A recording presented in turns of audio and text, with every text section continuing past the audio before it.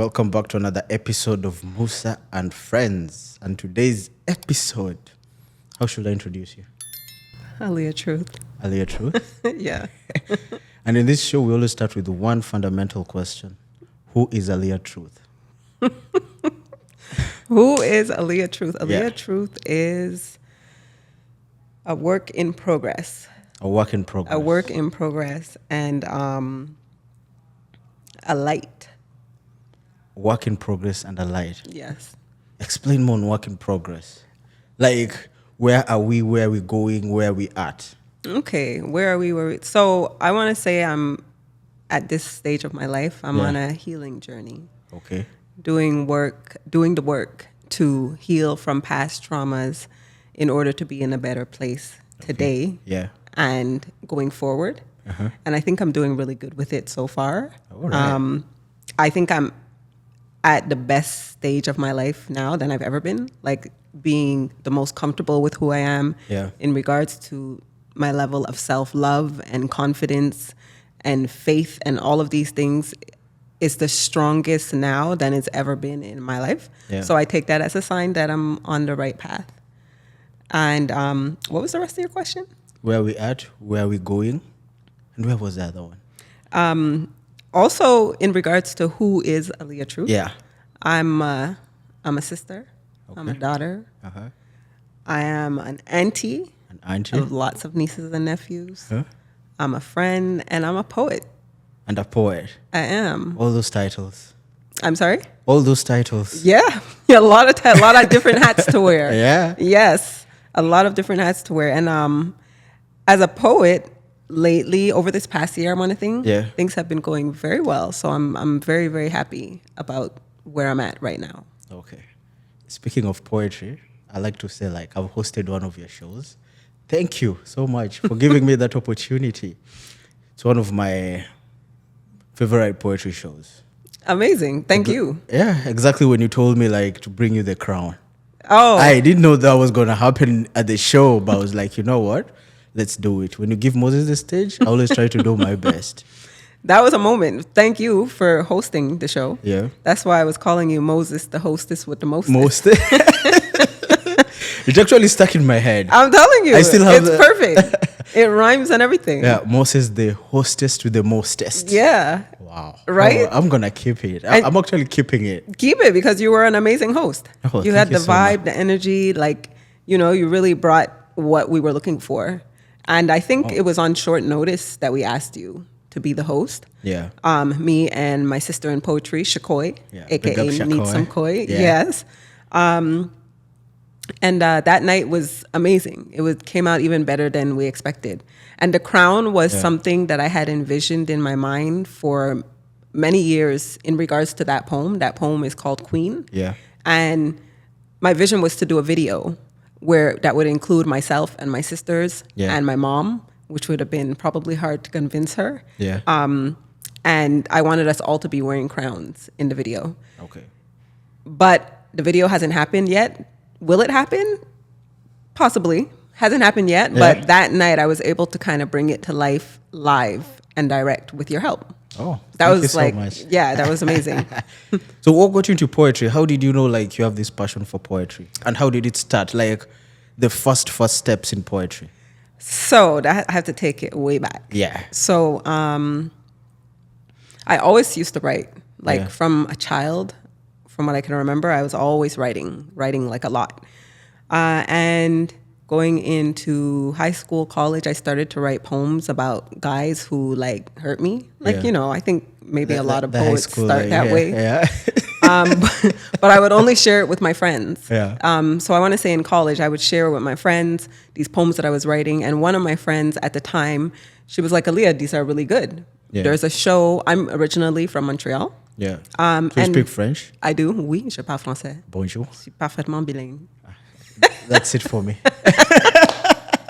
I know some other words, but they usually disappear. All good, because I don't actually speak know the Swahili. bad words, because like when you first learn a first language, Always the bad words. Yeah, it's always the bad words. What bad words do you know? Actually, someone tricked me in my first French class. So I was told, like, how to introduce yourself. I knew it, but I was like, that first thing, like the hype. I want to introduce myself like someone who knows something. Yeah. So guess what he told me? I don't know what. He told me, "Je vais te faire l'amour." And I went straight up. I kept it and I crammed it for the whole night for the next class. And you said that? Let's say, and it was university. I was kicked out of that class. You were kicked out, you said? I was kicked They out. kicked you out of the class for saying? Yeah, they kicked me out for that. But Because what- it looked intentional. Did the teacher ask you your name and that was your answer or something? Yeah, exactly. And they kicked you out? Yeah, they kicked me out. Oh my gosh. That's horrible. Yeah. Okay. That Well, guy, funny enough, we are still friends. you're still friends? I'm still holding that grudge, though. I'm still holding it. I would too. I wouldn't let them holding forget. it. I'm holding it. I'm going to use it somewhere sometime. Do you know how to say my name is Musa in French? Yeah. Je m'appelle Musa. Okay, good. I learned my lesson the hard way. That's amazing. Yeah. Yeah, so like I was saying, there was a show in Montreal Yeah. at the time. It was the longest running spoken word show. It was called Coco Cafe. Yeah. Shout out to Coco Cafe. That's where I started. Yeah. And my friend knew one of the organizers and she told me that I should do the show. Yeah. And I was like, there's no way. I was too shy. I'm still a shy person, but You're still a shy person. I am. I still am very shy, but I know how to work my way around it now. Okay. So, and poetry helped me with that. Yeah. So I was like, no, I'm not doing this show. So he called me, the organizer of the show. Yeah. Shout out to Kenny. And he told me, I don't remember what month it was, but there was a show called Boys Night Out. So it was only guys performing. Yeah. And the next month was going to be Girls Night Out. So he told me to come watch the Boys Night Out show. And if I felt like it, I could be in the Girls Night Out the next month. Yeah. So I went to the show and I watched it and I was like, I could do this. I was like, Yeah. I think I could do this. Yeah. So I said, yeah, I'll do the Girls Night Out show. And I remember I wish that I had a camera phone at that time because the memory is in my mind, but nowhere else. There's no footage of it. Those are the best ones. Yes, and that is probably one of the favorite shows I ever did. I did 2 poems. I did a poem called Bitter Bitch. Yeah. And a poem called My Word. And I remember getting up on stage, being super nervous. My hands were shaking. But the moment I touched the microphone and I started speaking and I saw the reaction, it was just like I'd been doing it forever. Wow. When I was done, people didn't believe that it was my first time. And the rest is history. I've been doing it since then. And speaking of how I just said I'm a shy person, poetry gave me a lot of confidence and helped me to find my voice and to be able to get up in front of crowds, whether it's a small crowd or a large crowd, and do my poetry really did help me to overcome that shyness a lot. Yeah. But it's still there. It's just, like I said, it's a part. I think it'll always be a part of me, but I just know how to work it now. So that's really how I started doing poetry. Like the first times. The first time. And since then, I don't know how many shows I've done. It's a lot. Yeah. But something else that I got from poetry that really helped me on this journey of healing and everything that I was speaking of before is growing up, I was, like I said, very shy. I was very timid.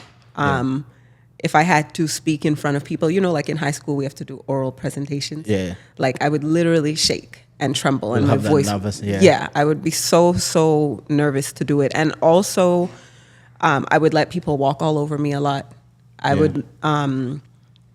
I would not speak up for myself. I'd be in many situations where something would happen, and after I'd be like, I should have said this, or I should have done that, or why did I say this? Why did I say that? And I had people tell me that I'm too sensitive and I'm too emotional, and I need to have a thicker skin, and I'm too nonchalant. All of these things. Yeah. So for me, these became a bunch of weaknesses. And that's how I took it. So it kind of like beat me down and it made me even more shy and more timid because I'd keep telling myself, Aliyah, you're so weak. You have to be stronger. You have to have a thicker skin. Stop being so sensitive. Stop being so emotional. But what I learned and what I realized through my poetry is that these are actually my biggest strengths.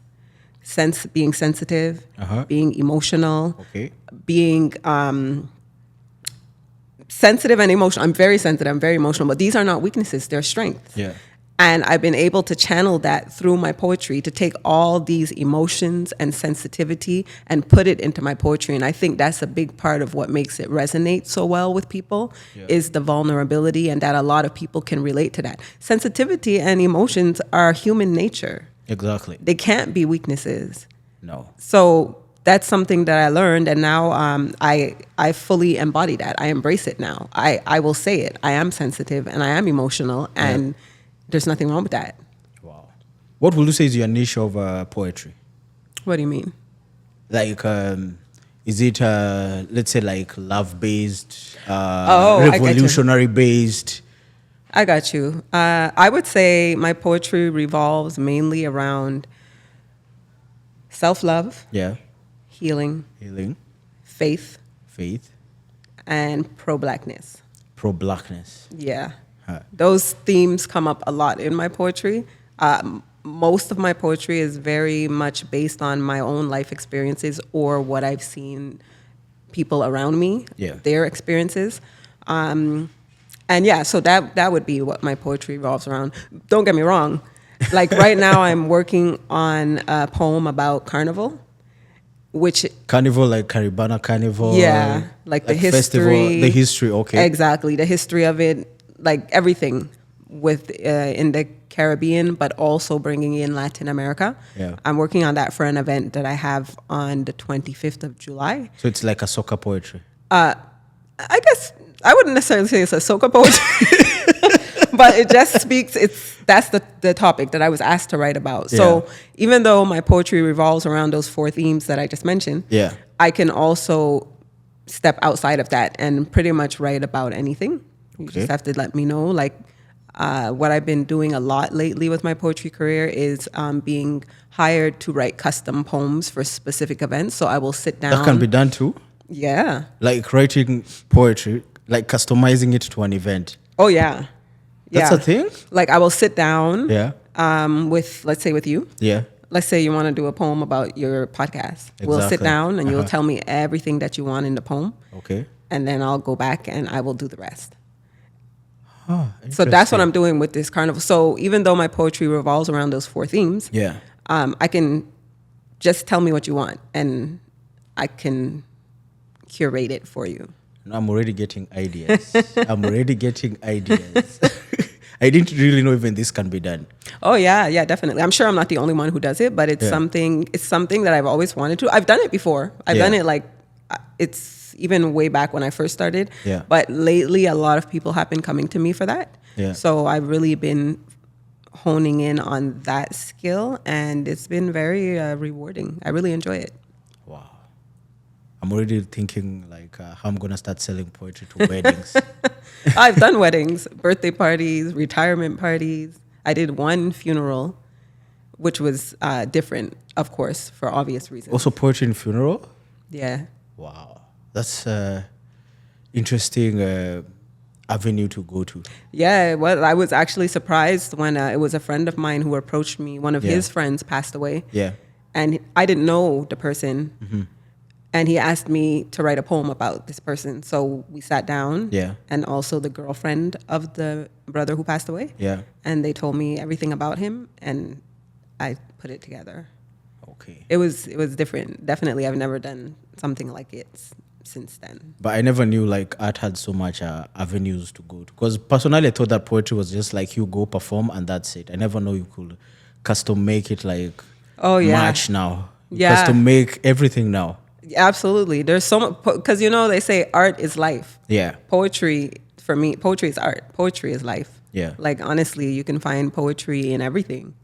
For me, I know I can write poetry, but performing it, my confidence was a little bit killed. Was killed way back. I'm trying to get it back. Why? How?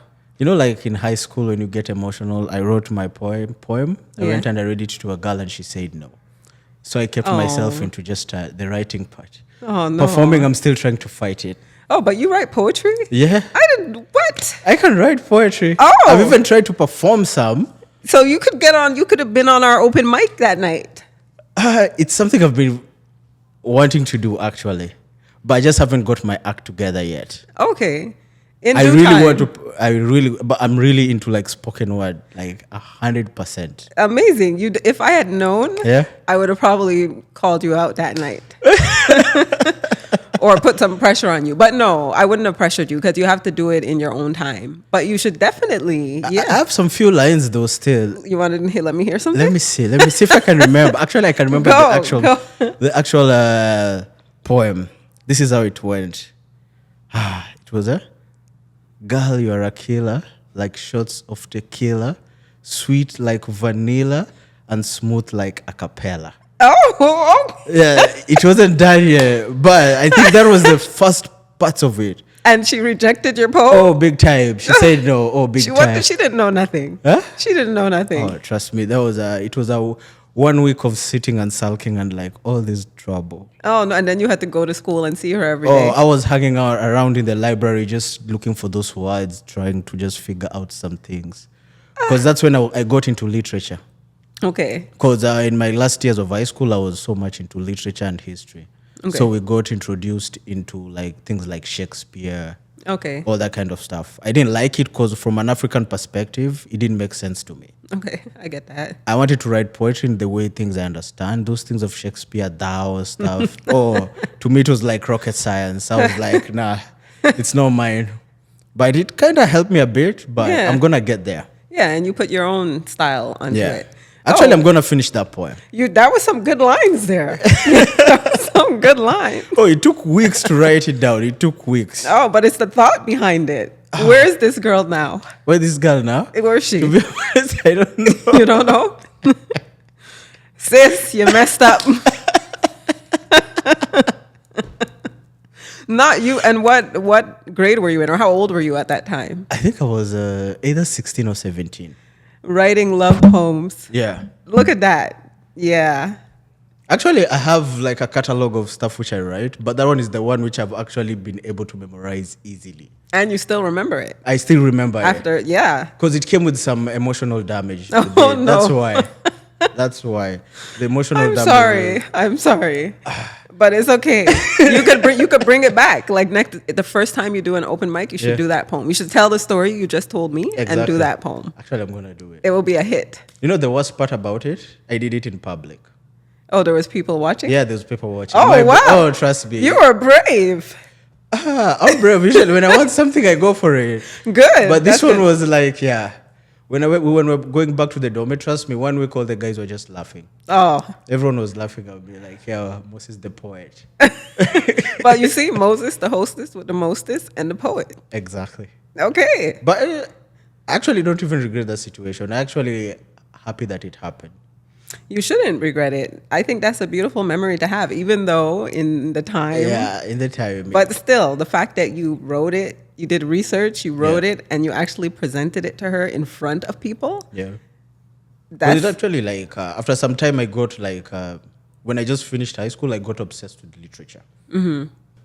I got obsessed with literature so much. Mm-hmm. Like, I just became obsessed with the reading poetry. I usually I have my own record label. It's called Bathroom Records, where I only practice in the bathroom when the shower is on. is this a real thing, or are you just saying like it's a joke, kind of inside joke? It's a joke. Okay. Like, I only get the confidence to do some of the poetry just in the bathroom. In the shower? Yeah. So you have words to share. Yeah, I have words to share. They actually come out nicely in the shower. Outside here, I don't know what happens. I'm sure it will come out just as nice. Yeah, I'll talk to my manager, Bathroom Records, and say, So when are you going to be jumping on the mic? when am I going to be jumping on the mic? Yeah. When I finish my first poem. This one, when I finish it? The one that you just said some Yeah, lines exactly. That will be the first. Isn't it already finished? Isn't that the poem you wrote back Yeah, then? I wrote it, but it wasn't done yet. Oh, okay. Okay. To me, it was a test. I didn't want to put everything in one basket. I had that thing like, maybe she will say no. So let me just give out half. Let me give the trailer. Just a little bit. Well, I'm going to be following up with you about this. Oh, trust me. Give me like, let me see. Before summer ends. Okay. Actually, before end of August. Before the end of August? Before the end of August, that poem will be done. done and dusted. I'm gonna check back with you. I know you're gonna check back on me. That's why I'm telling you. Yes, before the end of today is July. What's the date? Is it 13th or 14th? The 14th, I believe. Yeah. So you have about a month and a half. Yeah, a month and a half. Okay. I am now very much motivated. Yeah, excellent. Good. Exactly. So now, as we go on, there's no way I'm gonna have Aliyah here and not give us something. Give me something? Yeah. Like some of the poems you're working on. Give us a taste. Oh, you want me to share something with you? Oh, well, I can't share the Carnival one because it's not even close to being done. No problem. Let me think. What poem did I do? I'm going to grab my phone for a second. No problem. And... But roughly, do you know how many you have, like, in total? How many poems? Yeah. Oh. Roughly. I know it's a lot, but just... That's a good question. I've never counted. I will say probably at least... I've been doing this for a long time. Yeah. I must have at least like 100 poems. 100? At least. It's been years. There's poems that I forgot about. Like I have a bag full of, it looks like ancient hieroglyphics because the papers are so old. Yeah. Whoa. Like fading. And I keep telling myself I need to get it all together and file them or get them online. Yeah. But it's just so much. So they're just sitting in a bag right now.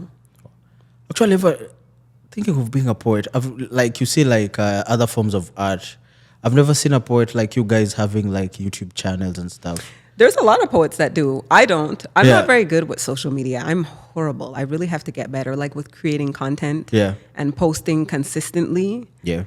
That I really struggled with. There was a time when I was posting a lot on social media. Yeah. But something happened. I don't know what exactly happened that it started to give me this anxiety to post on social media. Even now. Anxiety to post on social media. Yes, like an anxiety, like if I post something, like let's say I create a reel, I post it, I'm gonna post it and I'm gonna run away for like 24 hours. I'm gonna just leave it. And then after like 24 hours, I'm gonna be like, okay, let me... It's an anxiety of putting myself out there on social media, on a social media platform where I know it's like can be viewed worldwide by anybody. And there's also some people out there that I don't want to view me. But I know like I can't, there's no way of separating it. It's on social media. Yeah. I mean, you can block them, but they always find a way. There's always that loophole. They always find a little way back inside. Yeah. So it's just, I'm better with it now. And in this phone right here, exactly, I have so much content from different things, events that I did, trips on my layovers and stuff like this. And I'm like, it just keeps accumulating. It just keeps accumulating. I just did an event on July 4th. It was, I did some poetry at an influencer event. Okay. And even that. So I filmed, I took footage, and I'm like, I'm going to go home, I'm going to create this reel. Ask me if I did it. Ask me if I did it. Did you do it? No. It's just in my phone. It's just there in your phone? It's in my phone. So I have to really get on top of things with that. I'll trade you. Trade me what? When I finish the poem, you'll also be posting. Scratch my back, I scratch yours. My intention is to post even before that. Oh, even before that? Yeah. Oh, so the pressure is on me? Yep. Oh, my bad. I set myself up. The pressure is on you, sir. Okay, let me see. Where's that poem I was looking for? Oh, you know what? Yeah. I know what poem I will share. It's a poem I wrote. It's called Poetic Justice. Yeah. So, what's the story behind it? So this poem, okay, so like I said, I am originally from Montreal. Yeah. I've been in Toronto since 2017.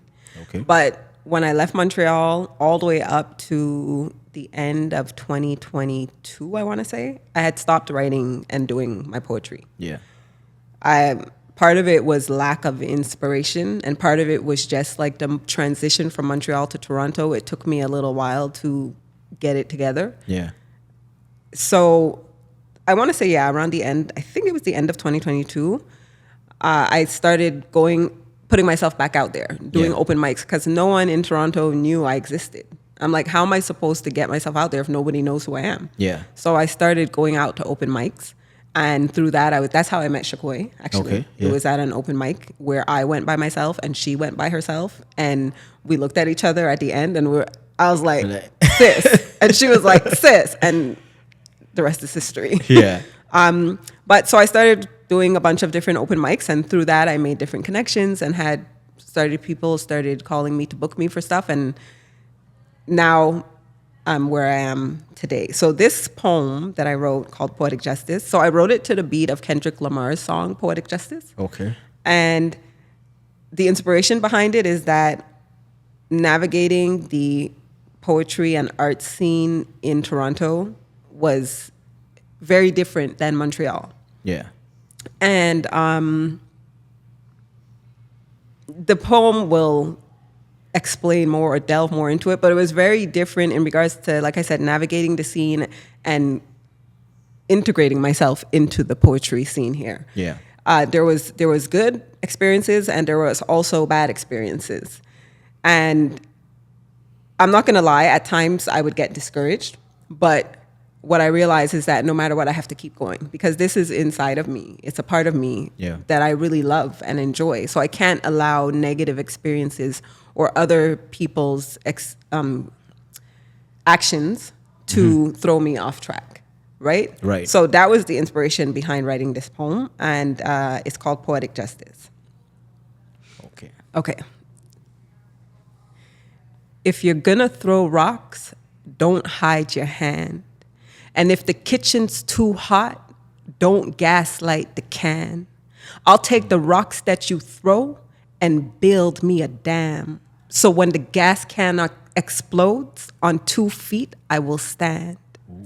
Sometimes I think about this poetry and wonder if it's worth it. I would be lying if I said that I never get discouraged. It takes courage to get up here and put yourself on the line. I will always follow my heart, but make sure to protect my mind. Because people will project their insecurities onto you. But when you love and know yourself, you can see right through. You can breathe right through the imaginary smoke. So please, right through. This poetry is not a joke. I take it very serious.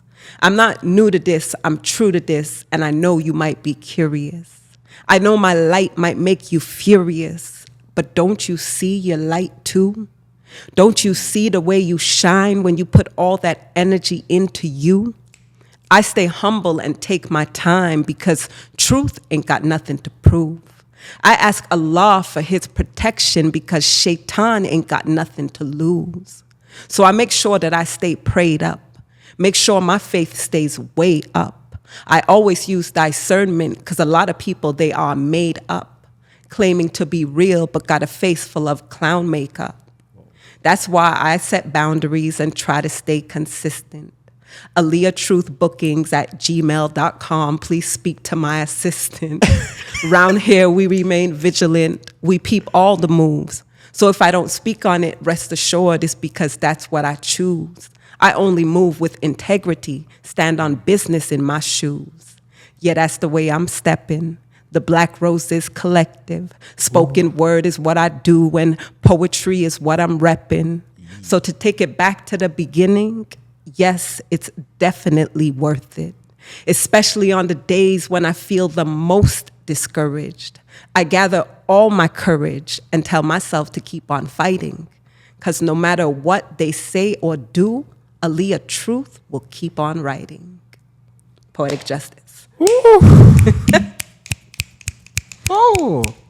So you see what I mean in regards to where the inspiration for that came from? Yeah. Yes. I could feel Kendrick Lamar in it too. Yes. In the thundering rain.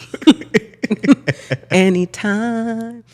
I can't sing. I think I can sing, but I can't. You can sing. Yeah. There's no one like you. I don't know who. I don't know what she says, but you know what I'm talking about. Yeah. And it's crazy because I wrote this poem. Yeah. And then I thought of Kendrick Lamar, and it actually fits perfectly and ends exactly when the track ends, like perfectly from beginning to end. So it's like it was made for it. How long did it take you to write that?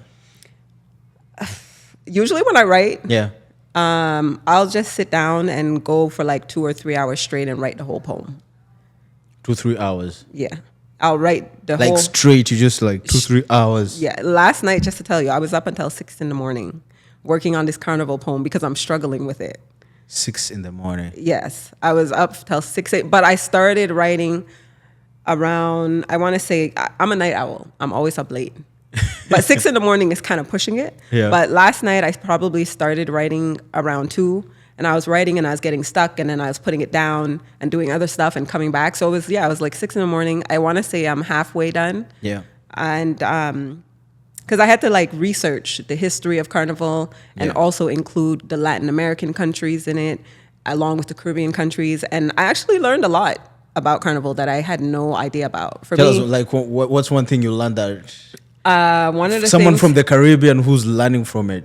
I feel like I'm probably an exception. I'm probably one of the only people who doesn't know these things, maybe, but I could be wrong. Uh-huh.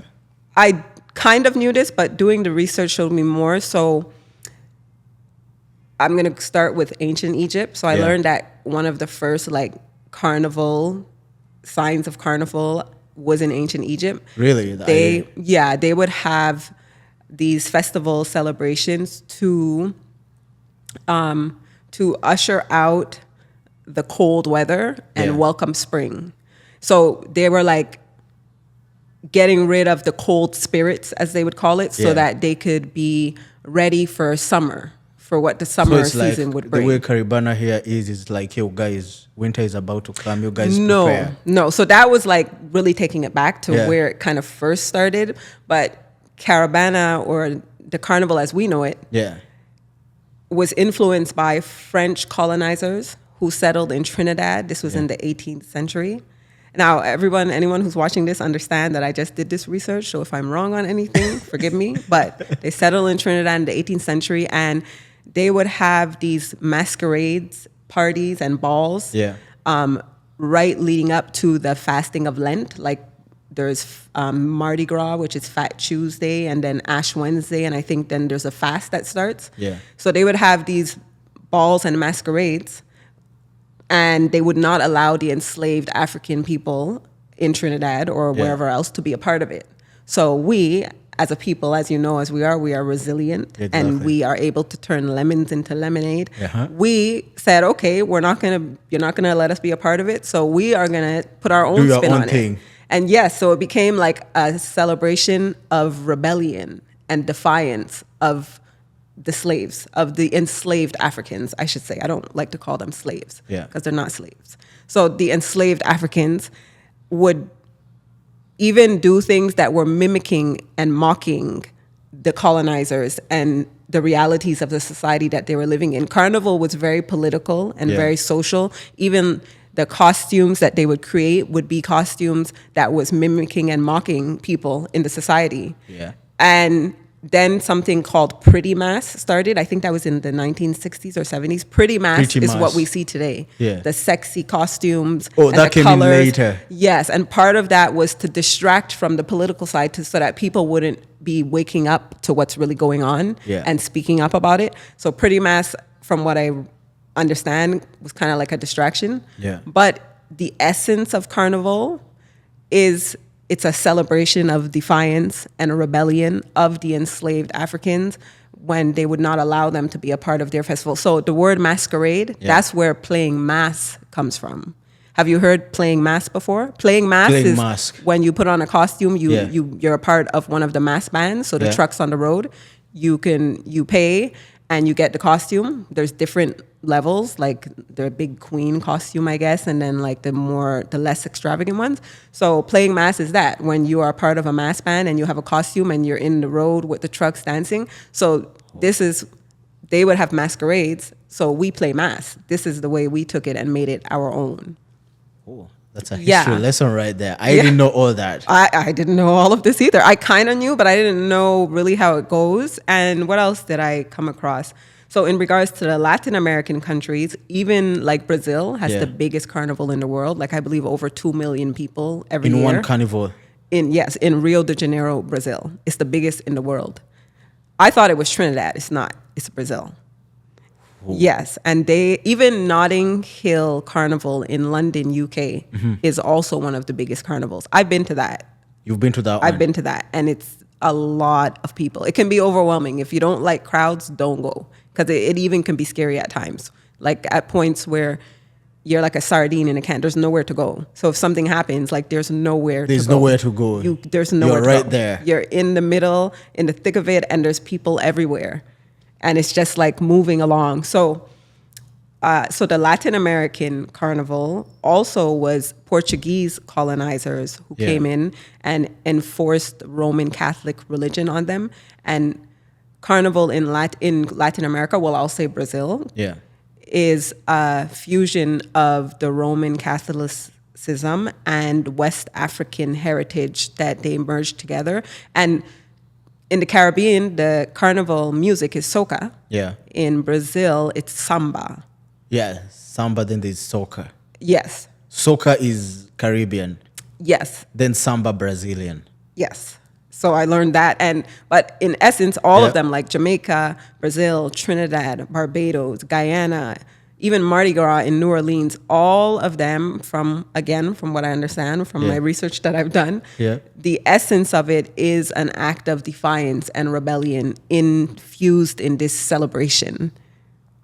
So that's the origin of the festivals. Yes. Ooh, child, not me here giving lessons on this. Look, I just learned these things. So like I said, forgive me if I'm wrong on anything. I've learned them right now because I came to Canada with a different perspective of carnivals. Because my first carnival was here, Caribbean.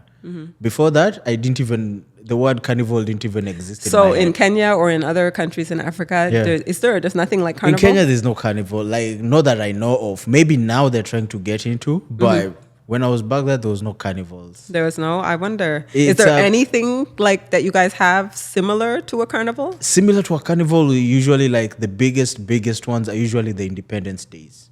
Okay. Like those ones, like we remember the independence, like when we got independence from the British. Do people dress up in costumes and go in the street and music and dancing and stuff? No, it's different. This is more of actually, to be honest with you, to me it was the most boring thing ever. Why? Because it was more of like people go to the stadium and wait for the president to come and give a speech. Okay. They'll have like known comedians in the country come and perform and stuff. Okay. They'll bring the military jets, pass above you guys, make noise, and that's it. Guys go home. And it's a public holiday. Okay. That's it. That's the most you'll see, like a big crowds. Other big crowds you'll see maybe in soccer games. Okay. But Carnival, like we are celebrating something like big, like all of us in one place. I haven't seen that in East Africa. I'm surprised. I feel like because Carnival that we do, like Caribbean, the origins are from African culture. Yeah. Like, again, with the research.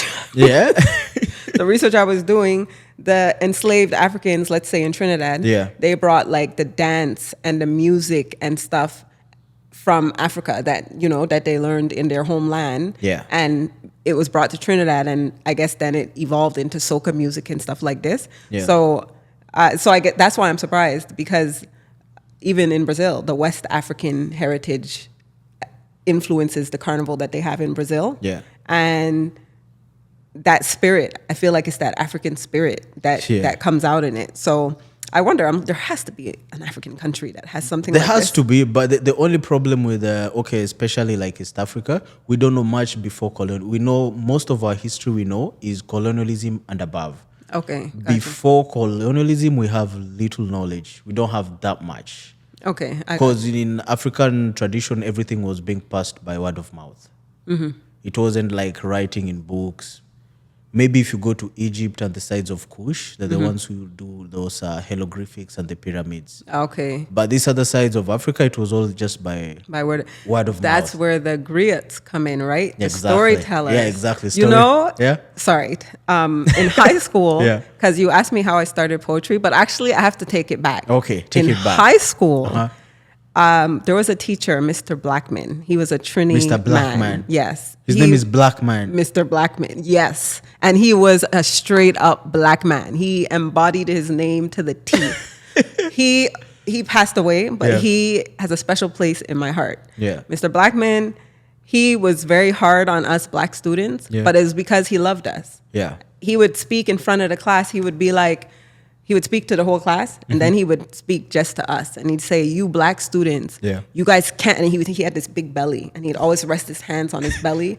And and he'd get so passionate about, like, you would think he was mad. He probably was mad, but it was all out of love. And he'd be like, you have to work twice as hard as your white counterparts in the class. You have to work twice as hard. You guys can't be playing around. And he really pushed us. And Mr. Blackman, in high school, John Rennie High School in Point Claire in the West Island, I have to shout them out. All right. We did a play called Let Us Tell You About Our People. It was the first time in the history of that school that it was a Black history play, which was headed by Mr. Blackman. He put everything together. And myself and 3 other girls, we were like the main characters in the play. We were the griots, the storytellers. So we had a lot of lines to memorize. And then we had different characters, like someone played Malcolm X, someone played Marcus Garvey, someone played Rosa Parks. I actually have it on VHS, and I have to figure out a way to get it on like a DVD or VHS something. is those like tapes. It's the old school. You put it in the VCR. Yeah. Yes, I have that at home. You have that, like, and it still plays. It still works. Well, I don't have a VCR, so I don't know. But I would like to get it transferred onto a DVD or something so that I can actually see it. I don't even know how that can be done. It can be done. I did look it up. I just haven't. It can be done? Yeah, it can be done. Wow. There's places that do that. So we did this whole play called Let Us Tell You About Our People. And that was my first ever experience on stage performing. I just didn't know at the time that I was going to be doing spoken word. But that was my first taste of being on a stage and being in the spotlight, I guess. And the play was amazing. It was so amazing. Mr. Blackman was so proud of us. He's like a proud father. Yeah. And I just remember everyone being super proud of us and telling us how good we did and everything. And even the fact that we were able to remember all the lines. Yeah. So I think that's because people always ask me, how do I remember all the, how do I remember all my poetry by mind? Because most of my poems, I know it by heart. Yeah. And I think it all started there without even realizing how that would help me in the future. So that was the foundation. And I only realized that like recently that I thought about it, and I was, because people ask me and I give them the answer I just gave you earlier, that it was Coco Cafe. But my first taste of this life was in high school doing this play called Let Us Tell You About Our People. Let us tell you about all our people. Yeah. Mr. Blackman, he was amazing. Like, he's one of those teachers, they should make a movie about him. Honestly, like, you know, like the movie Lean on Me. Lean on Me. I'm not that much into movies. Funny oh, that's a classic. You should watch it. If you haven't seen that movie, Lean on Me. Lean on Me. You should absolutely watch it. It's like one of those movies about a school of student where it's like in a low income area. I guess they don't have a lot of what they need, and the students are troubled. And then there's a teacher that comes in, and he's just like, no, like he gives them tough love. Oh. And it's a beautiful, it's a classic. So classic it's the movie. opposite of Matilda. Matilda. Have I seen Matilda? But I know Matilda. What's the basis of that again? It was like this school whereby they had this crazy principal who used to beat them up. Oh yeah, no, it's the opposite. No, he was trying to help the students. He did help the students. Okay. Yeah, but you should, like, I've seen that movie more than once. You should definitely watch it. Lean on Me. Lean on Me. Yeah. You know the song, Sometimes in Our Lives. Yeah, I know. That's where it's from. That movie. I think it's from that movie, but they sing it in the movie. The song is from the movie. There's an actual song. Then there's the movie. Yeah. Because I know the song. So then maybe they just used the song in the movie. Yeah. But yeah, that's why I know the song. It's from that movie. Oh, okay. Yeah. You've mentioned layover somewhere. So what's your favorite city so far? London. London? I love London. Of all cities in Europe, London. London is in my heart. Yes. Why? London. Yes. Now, again, I have to take it back. Okay. So in like 2015, I want to say, I was at home one day in Montreal. Yeah. Came home to my apartment, and it was like silence. I was just in like a contemplative mood, I guess. Yeah. And I was also going through some things at the time. This was probably like the beginning of my healing journey, but I didn't realize it at the time. And So I came home one day. I remember clearly, the balcony door was open, the wind was blowing, the sun was shining, the birds were chirping, and it was just silence. Like there was no TV on, no music, and it was just me and my thoughts. And I just heard London in my mind. It was like clear as day, London. And I was like, I'm going to London. So my birthday gift to myself that year, because that year, somebody had done a birthday surprise for me, but it was a mess. Yes, it was. I did not appreciate it. Really? No, because it was not about me, even though it was my birthday held in my place. So the gift wasn't about you? No, it was. Anyways, I'm not going to go into that. But after that experience, I told myself, I'm not looking or waiting for anyone to do anything for me for my birthday. Yeah. I'm going to treat myself. And one of the things I said I would do is that I would travel. So I decided for my birthday, I was going to go to London. Yeah. I've never been, didn't know anybody there. And I picked up and went to London for a week. There were some challenges. Like, for example, I had changed my money to euros. Yeah. But because I'm going to Europe. But in London, they use pounds. Pounds, yeah. So when I got there and I tried to buy a train ticket, the guy was like, we don't take this. I was devastated. I was like, what? And he's like, yeah, you need pounds. So he told me there was like an exchange booth around the corner. So I went, but I ended up losing like $100 because I changed Canadian money to euros and then euros to pounds. So after doing the conversion, many transactions at all those transactional fees. Yeah. So I ended up losing money. So right there, I was devastated. Yeah. And this was as soon as I got there. But I pushed through. I got my cab, got to the hotel, and I remember getting to the hotel room and there were these little flies all around. And I was like, what is this? I was devastated again. I had to call down. They changed my room. And then my phone, I don't know what happened, but my phone just went blank. And I was like, okay, Aliyah, what were you thinking? Welcome to London. Traveling across the world by yourself. You don't know nobody. And now so you're a here. Solo traveler? Yeah, I do enjoy solo traveling. I haven't done that yet before. No. You should. I'll come back to that. So I was sitting in the room in London and I was like, why did I do this?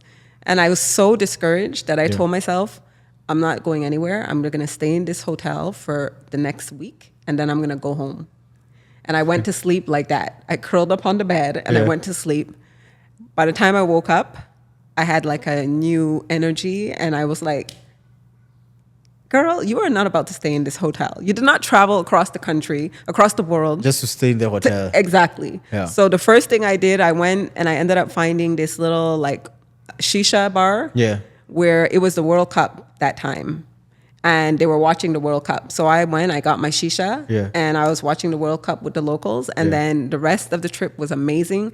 And because of the challenges that I met while there, by myself, I had to overcome them by myself. I just had to figure it out. I didn't have anyone to help me. And that helped me to grow. Solo traveling will help you to grow as a person and to even find out more who you are. Because you'll find yourself in situations where you're alone and you have to figure this out. You don't have a friend with you, family. I mean, you have your phone, but a lot of times we don't want to use our phone in these countries because of the cost, the roaming charges and stuff like that. Yeah. So solo traveling really allows you to know who you are on a different level when you're out of your comfort zone. Because when you're at home in Toronto, like you're comfortable. You know everything. You know people. You know the city and everything. When you travel by yourself, it's just such a learning experience in so many ways. Within yourself, but also outside of yourself, with the people you meet, the things you do, the experiences you have, the food you eat, everything. I highly recommend solo travel to everybody, at least once in your life, solo travel. If it's London, Anywhere. London is good because they speak English. Yeah. So you don't have to worry about a language barrier. Mm-hmm. But I just love the vibe of London. Now I go there often and the vibe, I'm even doing poetry there. Like I'm integrating myself into the poetry scene in London. You love that city that much? I love London. The vibe, there's so much to do. It's just different. The accent, everything. It's just different. But like I said, because they speak English, it's easy to get around. Like if you don't know, you just go ask someone and they can tell you. You don't have to be like Google Translate, trying to figure things out. And the poetry scene, apparently London is the poetry capital of the world. Really? I didn't know that, but apparently so. London, yeah. huh? So it's been amazing in that aspect. I've been able to merge my travels with my poetry. Like next month, I have a show.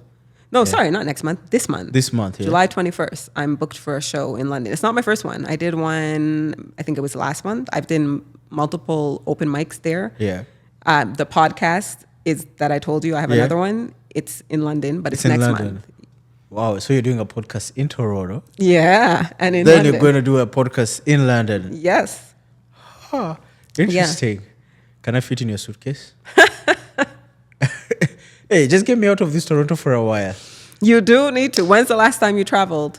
Let me see. 3-4 weeks ago. Where'd you go? Kenya. Oh, you were in Kenya 3-4 weeks ago? Yeah. Oh, okay. The whole of May. I think the whole of May. The whole of May? Yeah. Okay. But that was like home. Okay. Like going back home. That's like, but Yeah. still, it's Africa. It's the motherland. It's the motherland. I've never been. Actually, I've been to Morocco, but I don't count Morocco. I'm sorry. But the reason I say that is because I didn't have a warm welcome there in Morocco. And I didn't really see people who looked like me. Oh, I see. Yeah. So I've been to Morocco, but this, at the end of August, I am actually going to Senegal. With my family. My nephew is getting married to a Senegalese girl. He's in Montreal. They met in Montreal, but we're traveling to Senegal. So it's like my whole family. We've never traveled like this before. My mom, all of my sisters, my brothers, my nieces, my nephews, my nephew who's getting married, his brothers, his parents, their parents. Like it's a whole big group of us going to Senegal. Senegal. Yeah. Wow. I'm so looking forward. For my whole life, people have randomly walked up to me and told me I am Senegalese. I remember in Montreal, St. Catherine Street, which is like one of the main streets downtown Montreal. I was walking, minding my business. I was on my lunch break, and I was going back to work. And I will never forget, these 3 6-foot-something African men wearing business suits and carrying briefcases. They were so tall and dark, like heavily melanated skin. And they all 3 stopped me. They said, "My sister, where are you from?" And I said, "From Canada." They're like, "No, you are not." I said, "Trinidad?"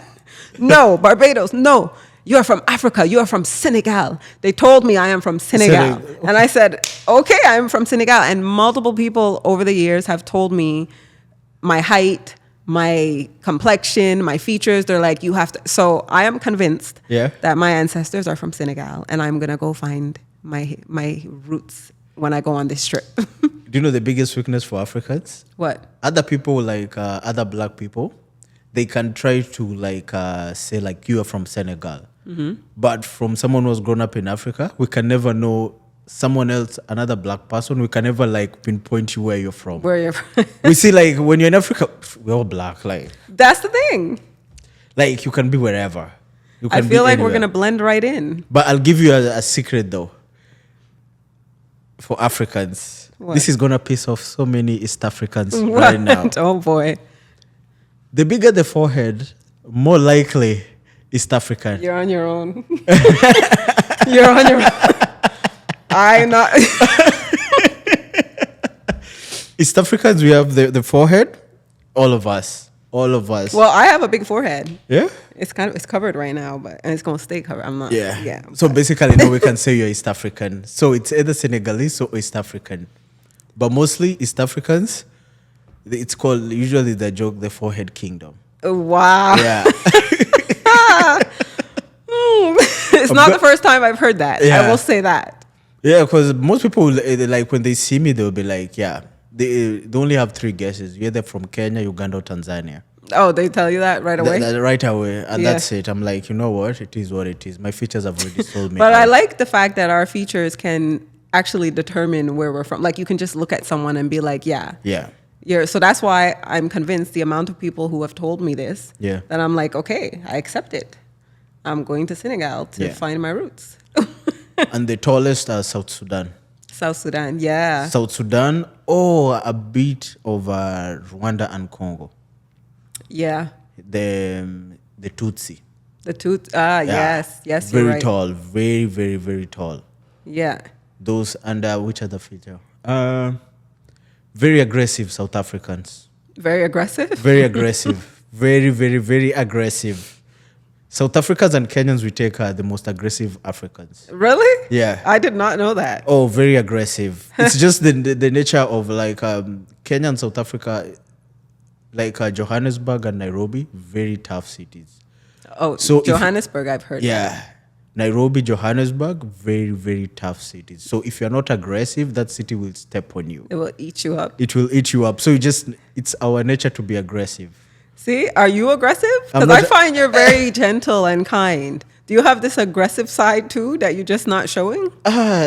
You can, okay, the good thing with You're growing stuttering. up. No, I'm not. That means No, listen. what? Let me explain it. I don't want it to come out the wrong way. We're very soft until provoked. Okay, that's fair enough. Yeah, exactly. But we're aggressive. To be I honest, can't imagine you we are being aggressive. Let's say it's the Toronto in me right now. It took some of it, like Took away some of the aggressiveness. No, while in Rome, you do what the Romans do. So when you go home to Kenya, it comes back out. Or in Kenya, in Kenya, I can't even walk outside with my phone. Why? Because there's always something is going down. Like a few weeks ago, they had like a big protest. They entered into parliament.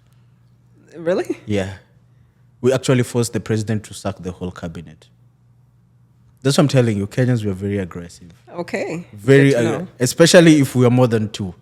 If you're more than two? If there's two or more Kenyans, don't disturb them. What? Exactly. You disturb them, it's all war.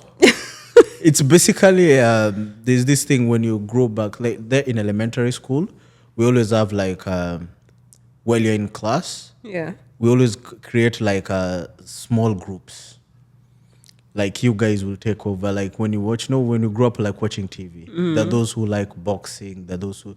Actually, for me, in our class, we took over the beef in Jamaica, Gaza and Gali. Gaza and Gali? Yeah, so the whole classroom, the way we were, it was divided into two. Those are people who support Mavado, and these are people who support Vibes Cartel. Really? And it was an actual, like whatever is happening in Jamaica, we were actually having that beef. And it was real beef. It was real beef. Sometimes, one or two times, the fists exchanged. Like it literally reached a point whereby it was the whole school. I cannot. What? Yeah, because Kenya is actually very, very, very heavily influenced by Jamaican culture. Okay, it is. Heavy. I know more Jamaican songs than Kenyan songs. That is very interesting, because people say Jamaicans and Nigerians are one and the same. They say their temperament, their attitude, their pride, the way that they speak. Yeah. And actually, I agreed with it. I was like, actually, you're right. Jamaicans and Nigerians. But now you're telling me Kenyans? Kenyans will follow more of the Jamaican culture in terms of music. Okay. And also the Rastafarian culture and also the weed, everything. So Kenya usually copies whatever we see on Jamaican music. Basically, even most Kenyan music is kind of influenced by Jamaican kind of music. Like reggae. In Kenya, the biggest shows are reggae. Well, now I need to go look up some Kenyan music. Yeah. I did not know this. It's very close to Jamaican music. Okay, because But whatever is popping there is reggae, like 100%. Really? Yeah, a Jamaican artist will fill up a stadium easily. Do Jamaican artists go to Kenya? Oh, big time. Okay. Actually, I remember when I was a kid, my sisters got in trouble for escaping and going to watch a Shaggy show. Shaggy? Yeah, literally they were told, don't get out. But trust me, they found their ways. Oh, wow. Yeah, and they went and they watched Shaggy. I was so pissed off because I was still too young. Because you couldn't go. I couldn't go. Now, Kenya is one of the countries that I would like to visit, and this just made me want to visit it even more. Oh, you love it. I'm sure I will. I love reggae music. One of my friends, Yeah. she is Jamaican. I'm Trini. Yeah. Barbados. Like, that's full soca. Yeah. But she would always be like, are you sure you're not Jamaican, Aliyah? Because of the way I love reggae music. I Who's love your favorite reggae musician? My favorite? Yeah. I like Sizzla. Uh-huh. I like Capleton. I like all of them. I like Beanie Man. I like Buju. Oh, I like Vibes Cartel too. Yeah? But I never got heavy in the Vibes Cartel movement like most people are. Yeah. But I do like Vibes Cartel. For me, at one point, I was in that movement, like The vibe. yeah, but I never, at one point, depending on my emotions, I was on Vibes Cartel at one point. At one point, I was on Mavado. At Okay. one point, as growing up, I was like, nah, they're all just on my playlist. All of them, right? Yeah. You can't choose. You can choose. Yeah, but my favorite is 90s dancehall reggae. That was a time. Okay. What a time to be alive. Anything 90s, reggae, hip hop, R&B, that was Yeah. the best time, I think, in music was Yeah. the 90s. Wow. Yeah. For me, reggae, my favorite, the person who introduced me like reggae was Richie Spice. That's like, I remember when I started listening to reggae, my first reggae artist to listen to was Richie Spice. Was Richie Spice? Yeah. Okay. Like, I was even using his words somewhere to like disturb girls around the neighborhood. What? Yeah. Okay. Now, next time I meet someone from Kenya, Yeah. I'm going to have to talk to them about these things. Yeah, exactly. I did not know. Oh, Kenyans were like Richie Spice. Actually, the old guys, Richie Spice. There's Queenie Freaka, Romain Vago. Actually, when he came to Kenya, I went for that show. Okay. I sneaked in. Are you snuck in? Yeah, in Kenya, it's a thing. You have to sneak in sneak into in? shows. Yeah. Why? It's you get points.